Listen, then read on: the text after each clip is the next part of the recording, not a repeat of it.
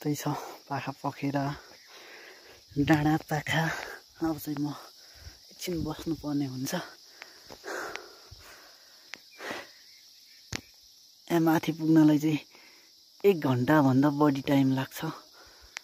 Fast गयो भने चाहिँ 1 घन्टा लाग्छ, होइन भने 1 घन्टाभन्दा बढी टाइम लाग्छ। यता योभन्दा उता चाहिँ चम्पादेवी गाउँपालिका पर्छ, पोखरे चम्पादेवी गाउँपालिका। यो माथि चुचुरो भन्दा उता चाहिँ होइन, यता चाहिँ सुनकोशी नै हो। अति नै हरियाली दामी देख्न सकिन्छ। मलाई चाहिँ दामी लाग्छ। अब तपाईँहरूलाई कस्तो लाग्छ प्रतिक्रिया दिँदै गर्नु होला भिडियो हेरेर। ज्याममा लाएर बस्दैको म चाहिँ होइन, कति हिँड्नु नि, एकछिन पछि माथि जानेछु। अहिले चाहिँ यहाँ बस्छु। यहाँ चाहिँ शीतल हावा आउँछ, रमाइलो छ।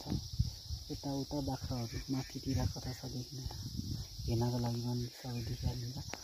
बाख्रा मेरो माथि माथि छ। र यहाँबाट चाहिँ यहाँ भनेको चाहिँ उयो माथिबाट चाहिँ उयो माथि उयो ढुङ्गा, उयो ठुलो ढुङ्गा कहाँ कता ऊ त्यहाँको ठुलो ढुङ्गा, त्यो बिचको ठुलो ढुङ्गाबाट चाहिँ डाँडा जिरुङ अनि सिस्नेरी डाँडा जिरुङमा पानी लगेको छ होइन। यहाँबाट चाहिँ पानीहरू सबै लगेको छ। हाम्रो मुहान ट्याङ्की भनेको चाहिँ त्योभन्दा अलिक माथि, त्यो ढुङ्गाभन्दा अलिक माथि छ। अनि यहाँ हाम्रो मुहानदेखि तलबाट चाहिँ डाँडा जिरुङमा गाउँमा पानी लगेको छ। पाइपहरू पनि 2-3वटा कति छ होइन। हाम्रो मुहानबाट पानी हामीलाई पुगेर चाहिँ रहेको पानी चाहिँ उहाँहरूले लानुभएको छ।